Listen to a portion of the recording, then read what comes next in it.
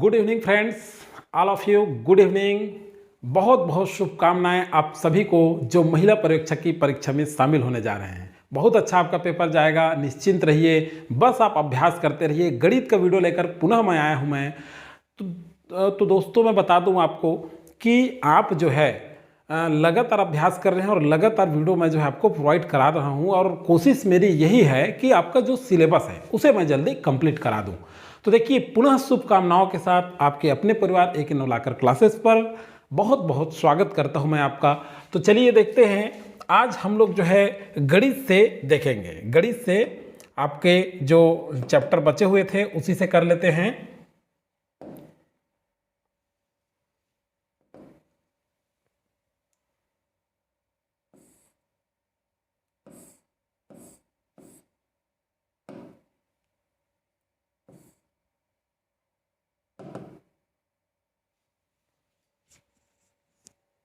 चलिए इसमें देखते हैं संख्या पद्धति, ये भाग 4 है। आप जो है इसे भाग 1 को अगर आपने नहीं देखा है तो पहला जो क्लास है गणित का उसे आप जरूर देख लीजिएगा, क्योंकि इसमें नंबर कैसे निकालते हैं वो सारी चीज़ों को बता दिया गया है। मैं बहुत बार बोल रहा हूँ, देखिए दोस्तों, गणित शुरू करने से पहले कुछ चीज़ बता देता हूँ आपको। जो हौसला बुलंद रखता है उसे ही मंजिल मिलता है। ईमानदारी के साथ आप समय का सदुपयोग करते हुए मेहनत करिए, बिल्कुल आप ही के लिए पोस्ट है। आप जितने बार अभ्यास करेंगे, देखिए जीके जीएस बाकी जो सेक्शन है उसे सभी कोई करने वाले हैं। आप जो है ध्यान रखिए, गणित आपके अगर बनते हैं तो प्लस में आप जा रहे हैं, वहां तो आपको करना ही है, उन क्वेश्चन को आपको करना ही है। लेकिन आप अगर गणित प्लस करते हैं तो आप प्लस में जा रहे हैं, तो ये बहुत बड़ा इंपॉर्टेंट चीज है। तो चलिए देखते हैं, शुरू करते हैं पहला क्वेश्चन। और शुरू करने से पहले देखते हैं संख्या पद्धति के अंतर्गत, आप सभी जान रहे हैं किसका, संख्या पद्धति के अंतर्गत, नंबर सिस्टम के अंतर्गत सम विषम संख्या में आज जो हम लोग पढ़ेंगे ये भाग 4 है। बहुत सारे स्टूडेंट कहते हैं कि रिवाइज करा दीजिए सर, रिवीजन करा दीजिए। तो कुछ गणित को जो है रिवीजन कराने के लिए मैं लेकर के आया हूँ। जो गणित में थोड़ा सा वीक है, जिनका गणित वीक है, जैसे जिनको लगता है कि गणित मेरे से कठिन लगता है, तो मैं बहुत ही जल्द, कुछ दिन समय लगेगा, आपके लिए जो है वीडियो अलग से बना दूंगा। जो बेसिक कॉन्सेप्ट है उसमें आपका क्लियर हो जाएगा। दोस्तों एक चीज़ और बता दूं, जो एसएससी रेलवे ग्रुप डी के लिए हमारे चैनल में है उनको कोई घबराने की आवश्यकता या फिर ये नहीं सोचें कि केवल महिला परीक्षक का डाल रहे हैं सर। जैसे जैसे समय आएगा तो एसएससी और रेलवे ग्रुप डी का भी आपका वीडियो डाल दिया जाएगा। तो चलिए देखते हैं पहला नंबर का क्वेश्चन। पहला क्या है, वर्गों पर आधारित। क्या, वर्गों पर आधारित। तो चलिए देखिए, वर्गों पर आधारित अगर मान लीजिए इस तरह से क्वेश्चन, मैं ये जो बता रहा हूं आपके कॉन्सेप्ट के लिए बता रहा हूं, संख्या आपके बदले हुए मिलेंगे, जरूरी नहीं कि यही क्वेश्चन को पूछा जाएगा आपके एग्जाम में, कुछ दूसरा क्वेश्चन आएगा, लेकिन हमको बनाना ऐसे ही है। 1 का वर्ग, अगर मान लीजिए इस तरह से प्रश्न आएगा, 1 का वर्ग, 2 का वर्ग, धन 3 का वर्ग, इस तरह से आपके मान लीजिए 60 का वर्ग, इतना आ गया। अब मान लीजिए ऑप्शन दिया है, कौन सा आंसर आएगा। तो ये जो है वर्गों पर आधारित प्रश्न है। किस पर आधारित है, वर्गों पर। तो देखिए बहुत ही आसान है, इसीलिए मैं कह रहा हूं नंबर पहले तो इसमें आपको n निकालना है। तो ये आ जाएगा यहां पर 60। क्या आएगा यहां पर 60। आप कैसे निकालेंगे n, अगर आपको निकालने नहीं आ रहा है, देखिए मैं तो डायरेक्ट लिखा, आपको समझ में आएगा नहीं, तो आप जो है पहला वीडियो बना है, वीडियो में डिस्क्रिप्शन में लिंक दिया है, पहला वाला जो वीडियो है ना भाग 1, उसको जो है लिंक में जाकर के, डिस्क्रिप्शन में लिंक दे दिया हूं मैं, वहां जाकर के जरूर देख लीजिए कि n कैसे निकालते हैं। एक बार मैं सरसरी तौर पर आपको बता देता हूं। यहां इस श्रृंखला में जो देख रहे हैं आप, पूरे श्रृंखला में 1 2 3 सारे का वर्ग है और 60 तक है। तो अब ये कहना है कि अंतिम संख्या कौन सा है, देखिए 60, उसमें 1 घटा दीजिए। n निकालने के लिए बता रहा हूं, 60 में 1 घटा दीजिए, 60 में कितना, 1 माइनस कर दिए। और सर्वांतर कितना है इसका, सर्वांतर किसको कहते हैं, 1 2 3, एक का अंतर है, वही क्या है, सर्वांतर है। तो उस सर्वांतर में जो है हम क्या करेंगे, अंतिम संख्या में 1 घटा के सर्वांतर करेंगे और प्लस 1 कर देंगे, आखिरी में क्या कर देंगे, प्लस 1, तो आ जाएगा हमारा 60। तो इसे जो है वहां जाकर के आप देख लेंगे। चलिए आज मैं बताता हूं आपको इसे कैसे हल करेंगे। n हम क्या मान लिए, 60, हमारा माने नहीं है, n आया क्या है, हमको सॉल्व करने पे 60 आया है। तो इसका सूत्र क्या है, इसका सूत्र आपको याद रखना पड़ेगा। इसका सूत्र है n प्लस 1। अब आ जाएगा आपका 2n प्लस 1 बटे 6। यह है आपका क्या, फार्मूला। तो इस फार्मूला को आपको याद रखना है। ऐसे वाला अगर क्वेश्चन आपको पूछ दिया जाता है, ये पूछा जाता है बार बार, व्यापम में आप बहुत सारा देखे होंगे, और ये जो गणित है ऑल कॉम्पिटेटिव एग्जाम में जो तैयारी कर रहे हैं सारे लोग देख सकते हैं, लेकिन टू द पॉइंट सिलेबस महिला परीक्षक के बेस पे बनाया गया है। तो चलिए क्या है, n+1 2n+1/6, ये क्या हो गया आपका फार्मूला, ये तो समझ में आ गया आपको। अब देखिए n हमारा क्या निकाल लिए हम लोग 60, तो n ये जो है वहीं पे 60 रखते जाएंगे, तो यहाँ रख दीजिए 60, यहाँ n है 60, ब्रैकेट है, ब्रैकेट कर लीजिए 60 धन 1 कर लीजिए, यहाँ से फिर बड़ा ब्रैकेट है, बड़ा ब्रैकेट करिए 2। अब देखिए यहाँ 2 × n है, क्या है 2 × n है, तो 2 × 60 कर दीजिए और धन 1 कर दीजिए, ये तो समझ में आ गया होगा इतना आपको। अब क्या करेंगे, नीचे में बटा 6 है अपना, तो यहाँ बटा 6 कर दीजिए बस। अब चलिए देखिए आगे लिख सकते हैं, यहाँ 60 क्या है 60 लिख लीजिए, 60 गुणा, अब ये ब्रैकेट मतलब गुणा है, 60 में 1 जोड़ेंगे तो कितना होगा 61, तो यहाँ लिख लीजिए 61, समझ में आ रहा है। देखिए यहाँ 60 का 60 लिख दिया मैं। अब उसके बाद यहाँ ब्रैकेट मतलब क्या है, यहाँ गुणा है, तो यहाँ गुणा कर दिया, 60 और 1 को जोड़ा तो कितना आ गया 61। अब फिर बीच में क्या है गुणा है, तो यहाँ भी गुणा कर दीजिए, दोनों ब्रैकेट के बीच मतलब गुणा है, कुछ नहीं मतलब गुणा रहता है, तो 2 में 60 का गुणा करेंगे तो कितना होगा 120, और 120 में 1 को जोड़ेंगे तो हो जाएगा 121 बटे कितना हो जाएगा 6, बटे कितना हो जाएगा 6।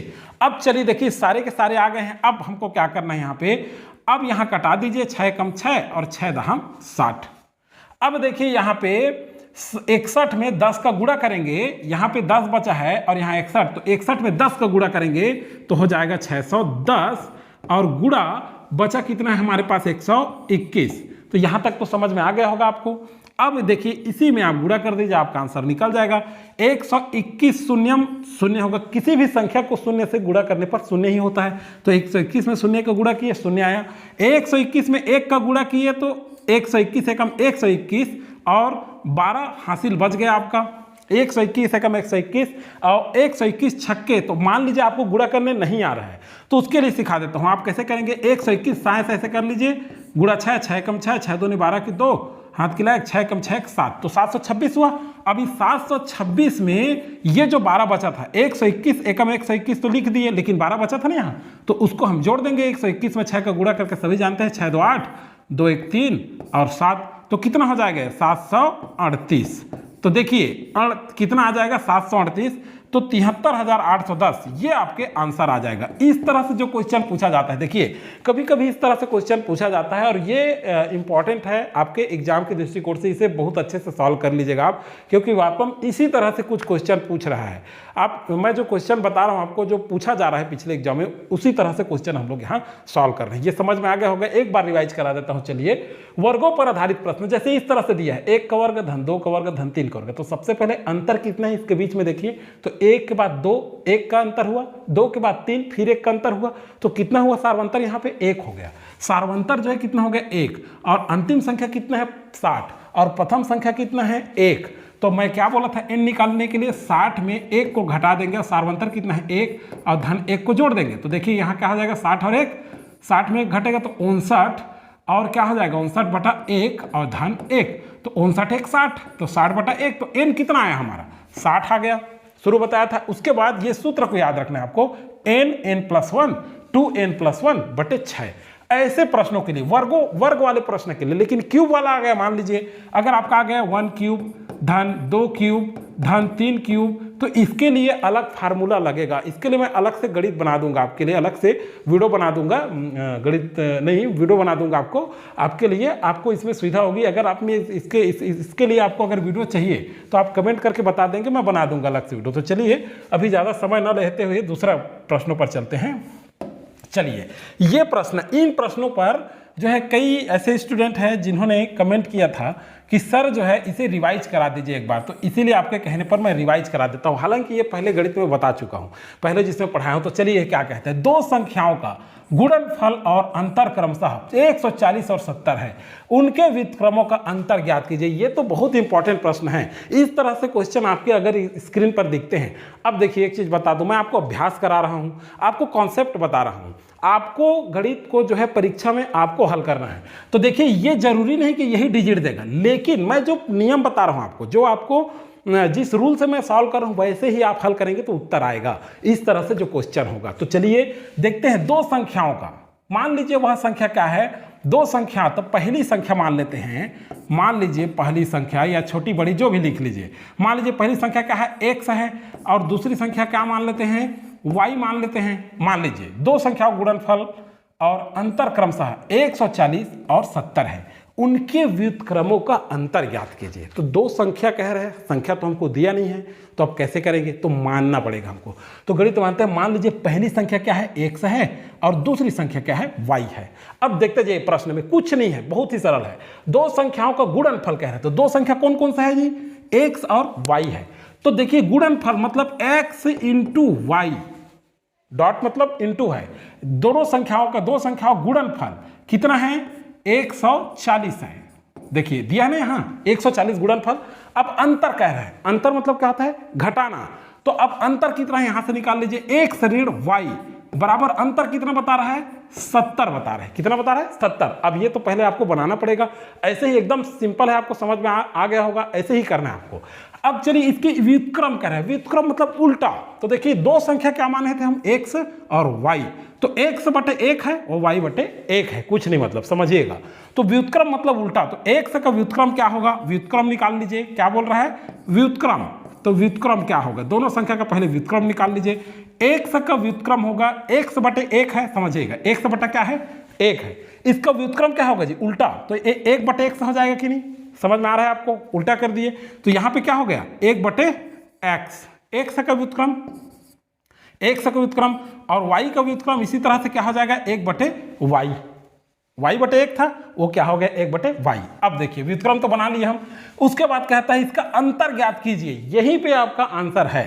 तो अंतर क्या होगा, तो 1 बटे x और 1 बटे y। देखिए व्युत्क्रम का अंतर कह रहे हैं, किसका अंतर, प्रश्न को समझिएगा, व्युत्क्रम का अंतर, आपको इसका अंतर नहीं कह रहा है, 140 में 70 नहीं घटाना है, आपको व्युत्क्रम का अंतर। तो देखिए बहुत सारे स्टूडेंट कंफ्यूज हो रहे थे, देखिएगा कैसे आ गया। कुछ लोग कह रहे थे कि सर माइनस में आंसर आएगा, माइनस कैसे आएगा, क्योंकि वैल्यू को आपको रखना है, मूल्य वहां हम लोग जो माने हैं। अभी 1 से इंटू वाई कितना है हमारे पास, 140, 1 से ऋण वाई कितना है हमारे पास, 70। तो 1 से ऋण वाई नहीं है, मतलब गुणनफल है ये, दो संख्याओं का गुणनफल 140 आया है और दो संख्याओं का अंतर कितना है, 70 आया है। तो चलिए अब देखेंगे व्युत्क्रमों का योग कह रहा है, सॉरी व्युत्क्रमों का अंतर। तो व्युत्क्रम का अंतर मतलब क्या जी, देखिए पहला तो क्या है, 1 बटे 1 है, तो 1 बटे 1 से लिख लेंगे।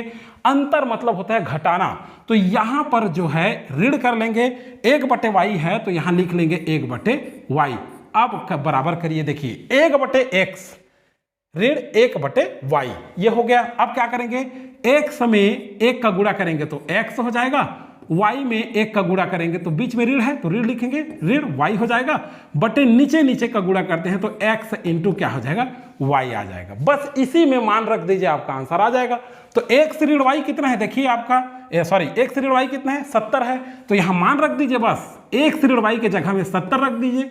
मतलब ये क्या है जी, ये अंतर है, दो संख्याओं का अंतर है, ये वाला जो है अंतर है, और ये वाला जो है गुणनफल है। ये क्या है, गुणनफल है, ये वाला x इंटू वाई। तो अब देखिए x ऋण y है तो x ऋण y के जगह में क्या है, 70, इसको रख रहे हैं मान, हमें ऋण गुणा नहीं निकालना है यहाँ, तो 70। अब देखिए गुणनफल, अब क्या है, x इंटू वाई, समझिए आप लोग, समझने का प्रयास करिए। तो यहाँ पे गुणनफल कह रहा है x इंटू वाई है, तो बस मान को रखना है, 140 है तो 140 रखिए। अब देखिए चाहे तो आप 70 को डायरेक्ट कटा सकते हैं, या तो चाहे तो ऐसे भी कटा सकते हैं, 1 शून्य को 1 शून्य से कटा दीजिए, और सरल विधि है, 7 एकम 7 और 7 दूनी 14।